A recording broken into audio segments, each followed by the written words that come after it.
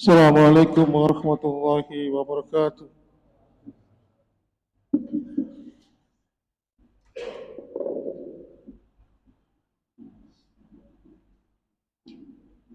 Allahu Akbar, Allahu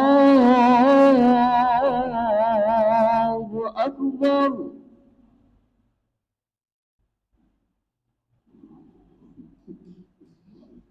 Allahu Akbar, Allahu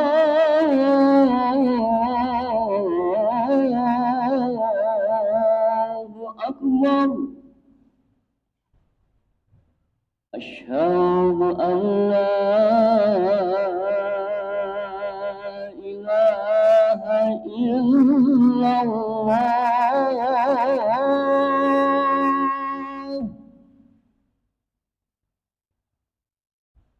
أشهد أن لا إله إلا الله.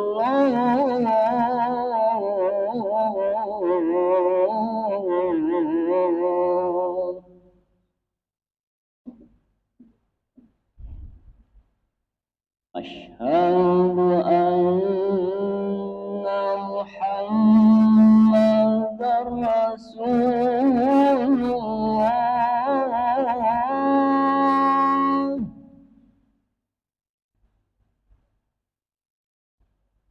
أشهد أن محمدا رسول الله.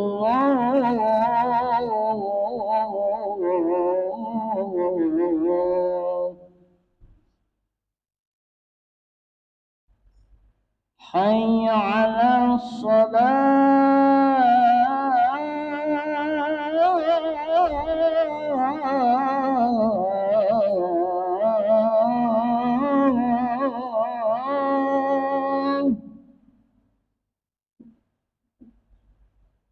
حي على الصلاة.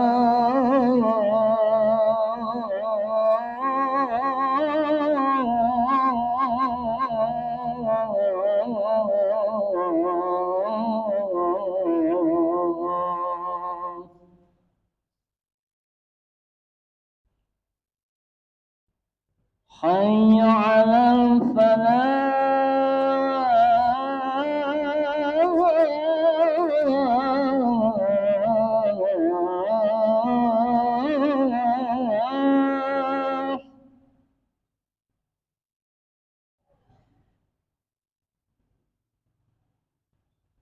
حي على الفلاح.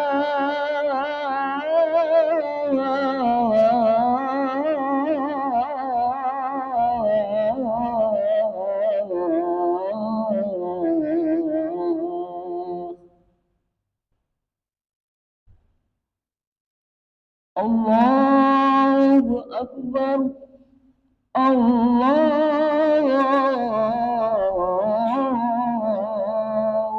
أكبر. لا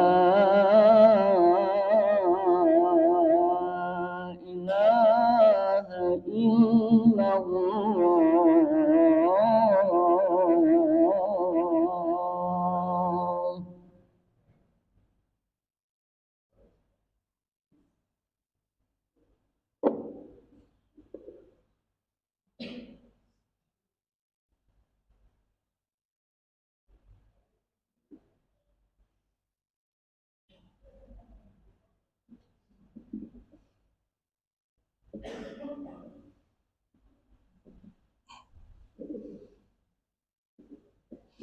Innal hamdalillah nahmaduhu wa nasta'inuhu wa nastaghfiruh wa na'udzu billahi min shururi anfusina wa min sayyiati a'malina. May yahdihillahu fala mudilla lahu wa may yudlil fala hadiya lahu. Asyhadu an la ilaha illallah wahdahu la syarika lahu wa asyhadu anna Muhammadan abduhu wa rasuluhu allazi la nabiyya ba'da. Allahumma sholli wa sallim wa barik ala Muhammadin وعلى آله وأصحابه ومن تبعهم بإحسان إلى يوم الدين. فيا عباد الله أوصيكم ونفسي بتقوى الله فقد فاز المتقون. قال تعالى في كتابه الكريم أعوذ بالله السميع العليم من الشيطان الرجيم يا أيها الذين آمنوا اتقوا الله حق تقاته ولا تموتن إلا وأنتم مسلمون. Ma'asyiral muslimin wa zumratal mu'minin rahimakumullah.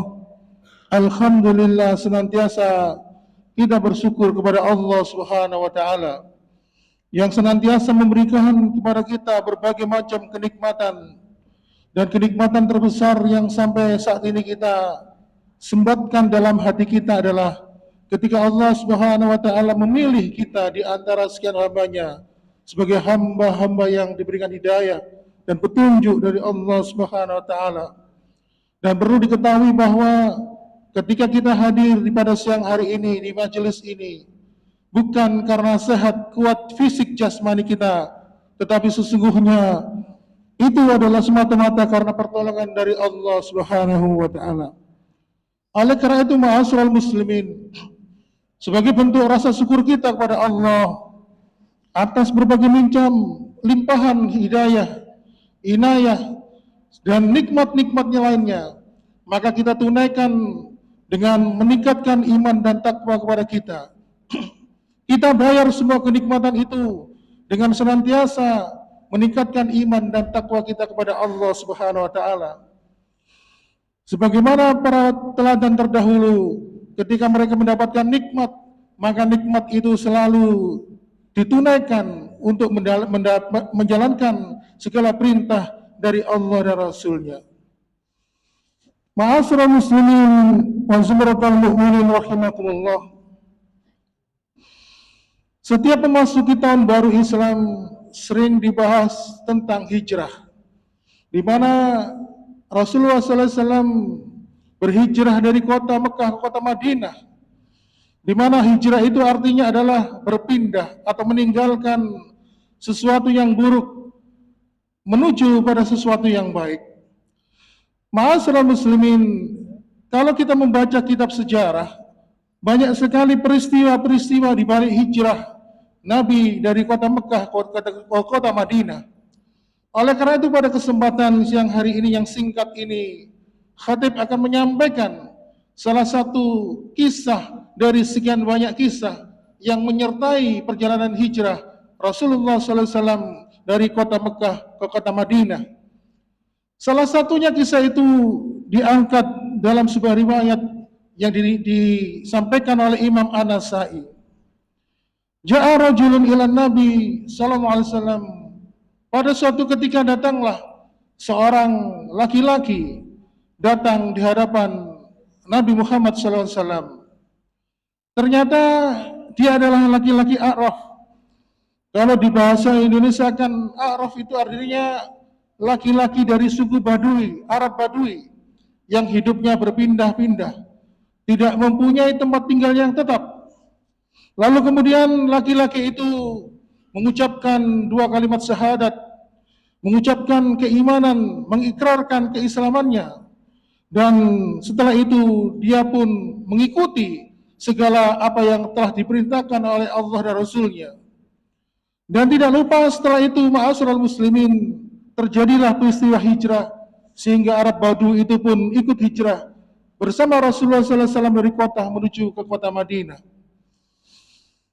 Akhirnya, ma'asyiral muslimin, Rasul pun memerintahkan sahabat yang lain untuk mengamati, mengikuti sepak terjang si Arab Badui ini. Bagaimana kehidupan setelah dia beriman dan bertakwa kepada Allah Subhanahu wa taala. Rupanya Allah sudah memberikan gambaran kepada baginda Rasul tentang sepak terjang hingga akhir kehidupan si sahabat Arab Badui ini. Ma'asyiral muslimin wa zumratal mu'minin rahimakumullah. Setelah hijrah di kota Madinah, maka selang beberapa bulan kemudian datanglah sebuah peperangan. Tidak terkecuali si Arab Badui ini pun ikut berperang bersama kaum muslimin, berperang melawan kaum musyrikin bertujuan untuk menegakkan kalimat-kalimat Allah. Setelah peperangan usai seperti biasa, Rasulullah memerintahkan pada sahabat untuk mengumpulkan ghanimah dan membagikan kepada siapa saja yang ikut berperang, dan tidak terkecuali si Arab Badui pun mendapatkan harta jatah ghanimah, harta rampasan perang. Ketika pembagian harta ghanimah ini, si Arab Badui ini pun tidak hadir di tempat, sehingga harta ghanimah jatah miliknya oleh Rasulullah dititipkan kepada sahabat yang lain. Lalu para sahabat yang lain pun yang merasa dititipi oleh Rasul, maka mereka berusaha mencari di mana keberadaan si Arab Badui ini. Dan ternyata ma'asyiral muslimin, ketika sudah bertemu, langsung saja harta ghanimah itu diserahkan kepadanya. Lalu kemudian si Arab Badui ini heran dan kaget ketika dia mendapatkan jatah harta ghanimah ini. Lalu dia bertanya, "Mahadhi, apa ini?" Lalu sahabat yang mendapatkan amanah titipan dari Rasul menyampaikan, "Hada kismun nabiyyu laka." Ini adalah harta ghanimah, jatahmu yang dititipkan Nabi kepada kami. Tampak di wajahnya seperti tidak berkenan menerima harta ghanimah ini, sehingga akhirnya jatah ghanimah yang dia terima pun dia bawa. Lalu kemudian si Arab Badui ini ke sana kemari mencari keberadaan Nabi. Lalu kemudian setelah di hadapan Nabi, maka si Arab Badui ini pun bertanya kepada Rasulullah, "Mahada ya Rasulullah, ini apa ya Rasul?" Lalu Nabi pun menjawab, "Hada kismun qasamtu laka." Ini adalah harta ghanimah yang aku bagikan juga untukmu karena engkau telah ikut berperang bersama kami. Lalu kemudian si Arab Badui itu pun mengatakan kepada Rasulullah sallallahu alaihi wasallam, "Ma'ala hada itabatuka ya Rasulullah." Ya Rasulullah, sesungguhnya aku dulu mengucapkan kalimat syahadat, mengikrarkan iman dan Islamku di hadapanmu. Lalu kemudian aku ikut hijrah bersamamu dari kota Mekah menuju Madinah. Lalu aku ikut berperang bersamamu. Sesungguhnya aku tidak ingin mendapatkan ini ya Rasulullah.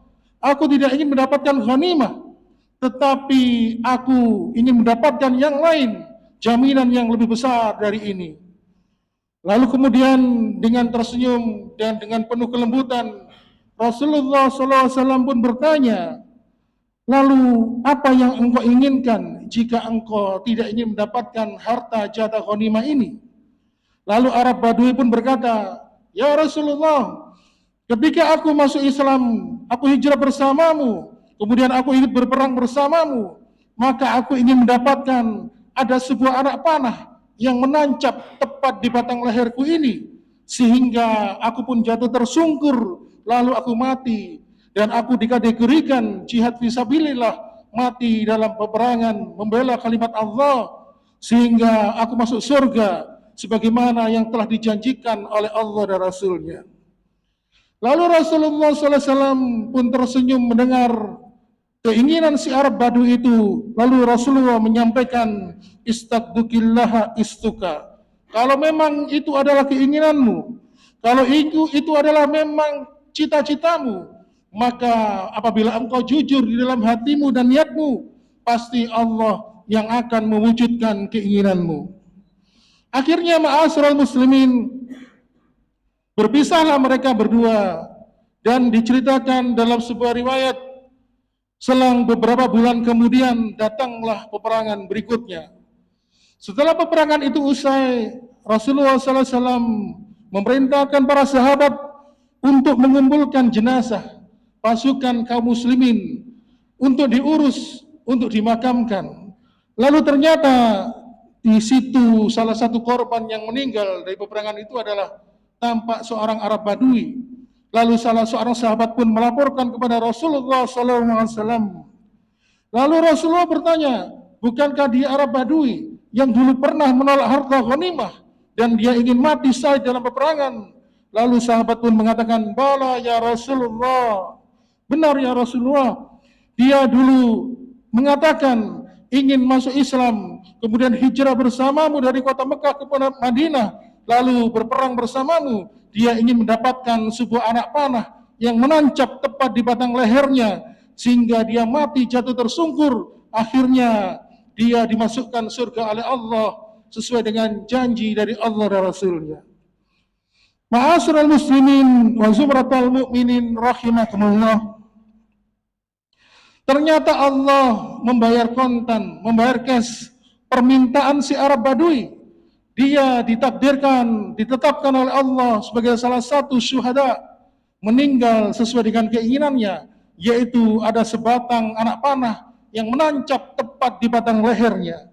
Lalu kemudian Rasulullah SAW pun terharu, sehingga beliau pun melepaskan jubahnya, lalu menyelimuti jenazah dari seorang Badui itu, kemudian mensolatkannya.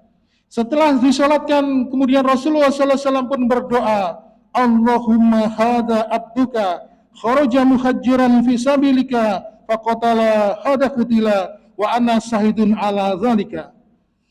Kemudian Rasulullah pun berdoa, ya Allah, sesungguhnya dia adalah hambamu yang dia dulu pernah hijrah dari Mekah ke kota Madinah untuk meniatkan untukmu ya Allah.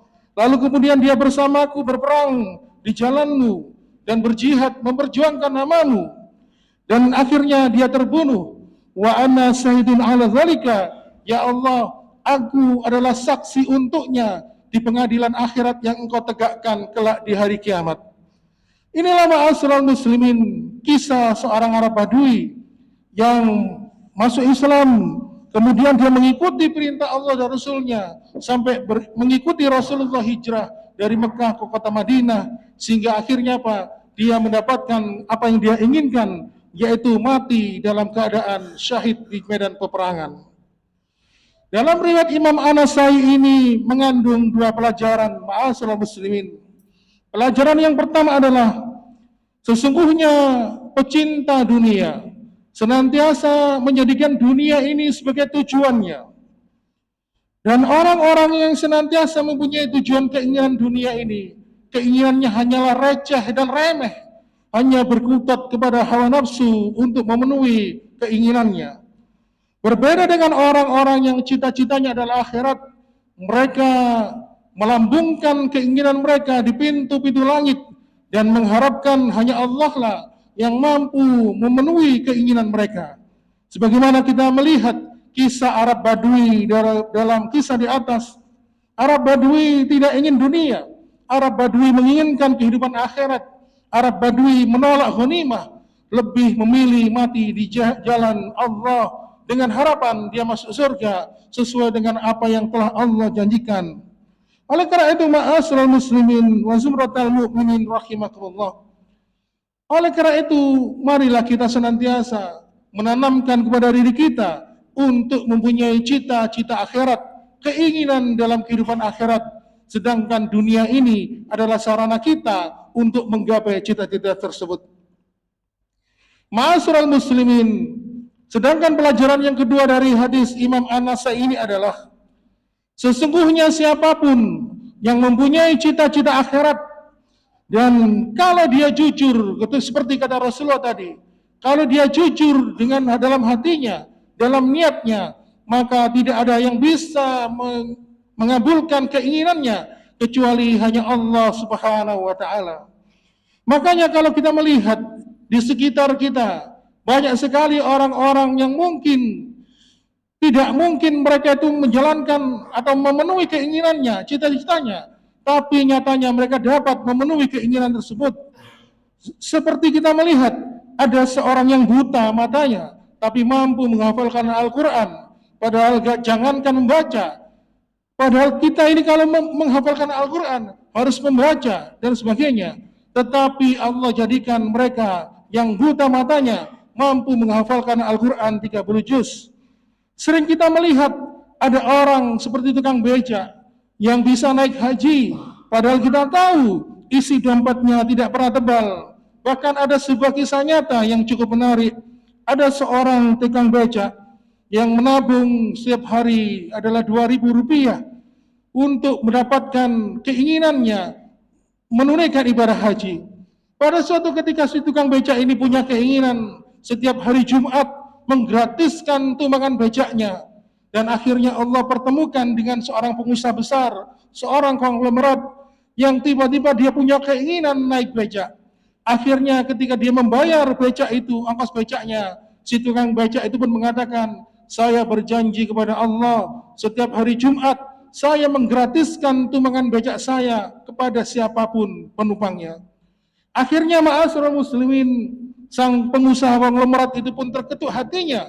Akhirnya dia mengutus stafnya untuk mencari rumah tempat tinggal tukang becak itu. Dan akhirnya diberikan hadiah melaksanakan ibadah haji ke tanah suci. Inilah ma'asyiral muslimin, tidak ada yang mungkin di hadapan Allah. Si tukang becak mempunyai keinginan melaksanakan ibadah haji.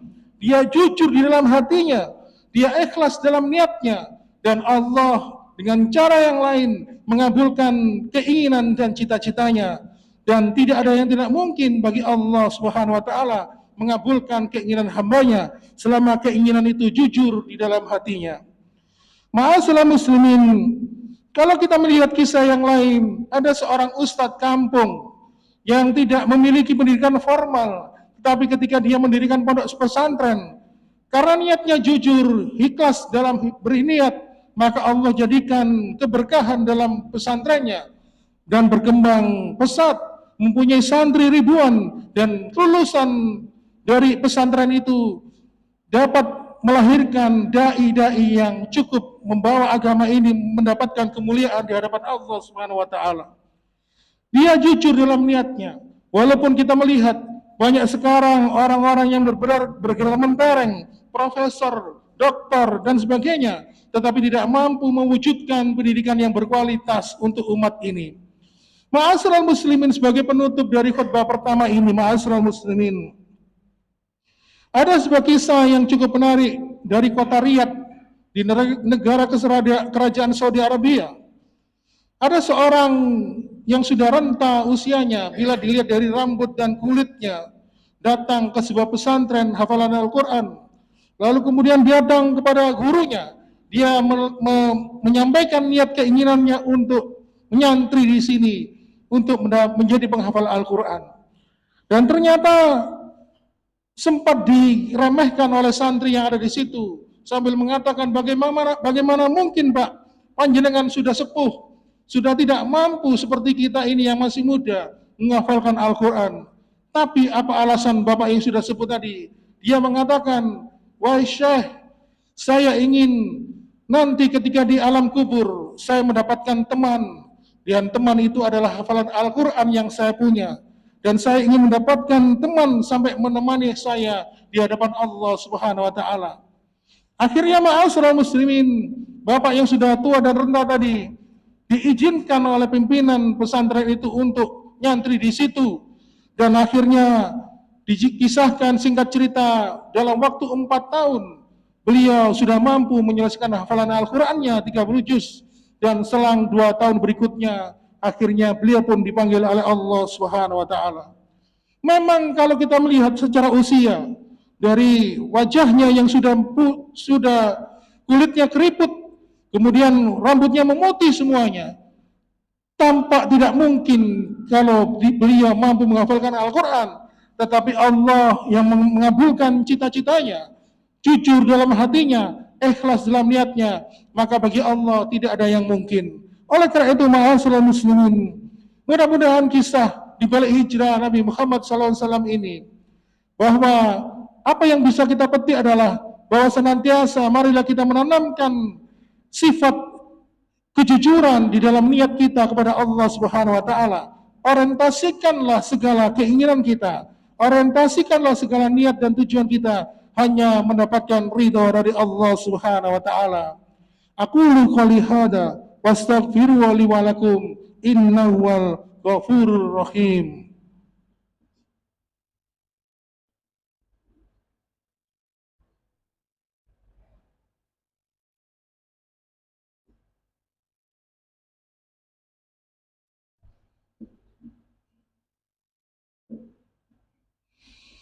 Alhamdulillah hamdan katsiran thayyiban mubarakan fi kama yuhibbu rabbuna wa yarda.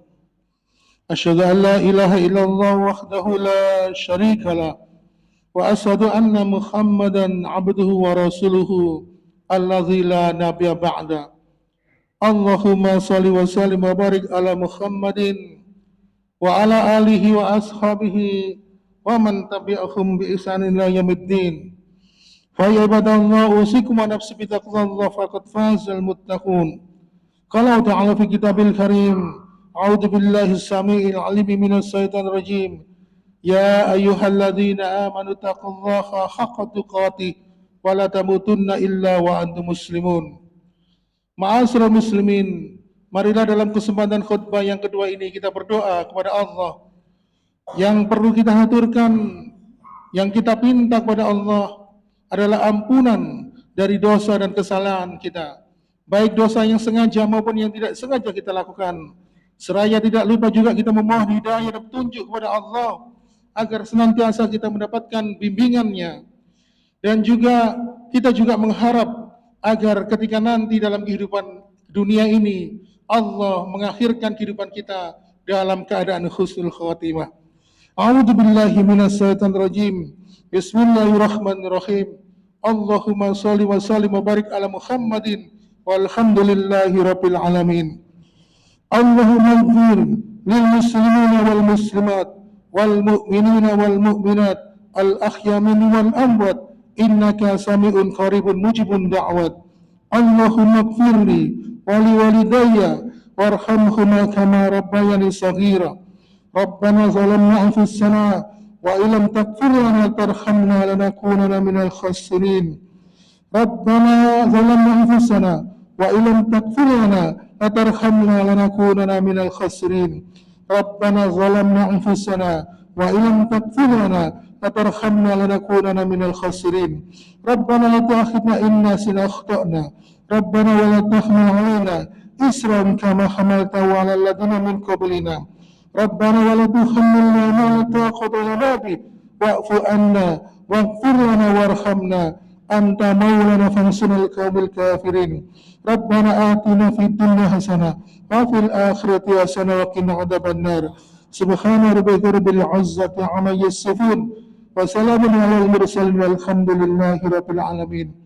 Ibadallah, innallaha ya'muru bil ardi wal ihsan wa ita'i dzil qurba wa yanha 'anil fahsya'i wal munkari wal baghi la'allakum tadhakkarun wa la dzikrullahu akbar.